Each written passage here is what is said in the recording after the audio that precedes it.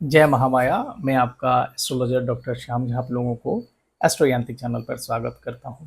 आज का जो विषय है वो है ज्योतिष भास्कर्य मेडिकल एस्ट्रोलॉजी।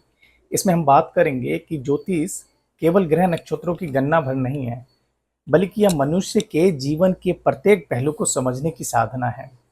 विवाह हो, संतान हो, शिक्षा हो, व्यवसाय हो या स्वास्थ्य और रोग भी ज्योतिष से गहराई से जुड़े हुए हैं।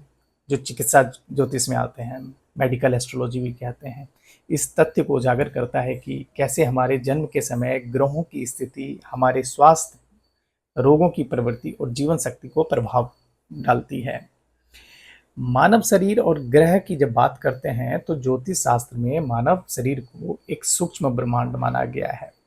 जैसे ब्रह्मांड में 5 महाभूत होते हैं, आकाश, वायु, अग्नि, जल और पृथ्वी से पंच महाभूत हैं जो कि आकाश ब्रह्मांड बनाए, वैसे ही मानव शरीर भी इन्हीं तत्वों से निर्मित है।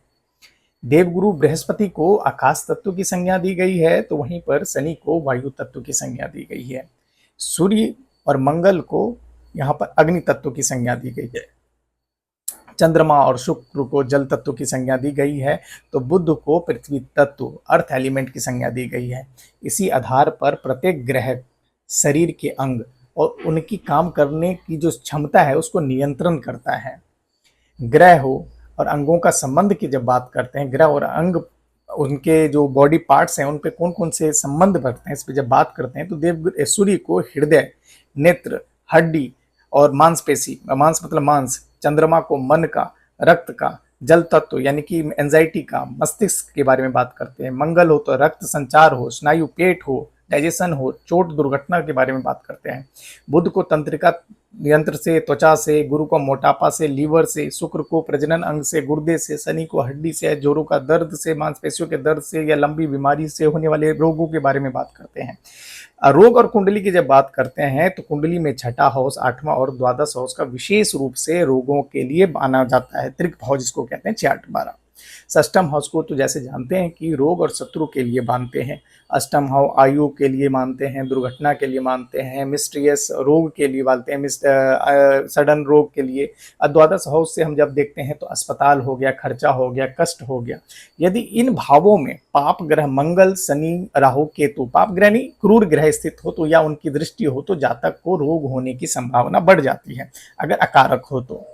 लेकिन जब चिकित्सा ज्योतिष की आधुनिक तरीके से हम उसका यूज करते हैं तो आज के समय में जब जीवन शैली जनित रोग, मैं वो तो लाइफ स्टाइल डिजीज की बात करते हैं, जैसे कि डायबिटीज हो गया, बीपी हो गया, एंजाइटी हो गया और मानसिक रोग हो गया, जो कि बहुत तेजी से बढ़ रहे हैं। तो चिकित्सा ज्योतिष इसके लिए संभावित कारण और निवारण दोनों का समझने के लिए मार्ग चयन करता है। सही आहार या जीवन शैली किस प्रकार से हम जिए या किस प्रकार से कौन से ग्रह की शांति करवाएं जिससे कि उनका हेल्थ इंप्रूव हो, जैसे योग हो गया, रत्न हो गया, धातु चिकित्सा हो गया, कलर थेरेपी हो गया। इन सब उपायों से हम रोगों की जो संभावना है उसे कम किया जा सकता है और स्वास्थ्य को बहुत अच्छे ढंग से बेहतर बनाया जा सकता है। चिकित्सा ज्योति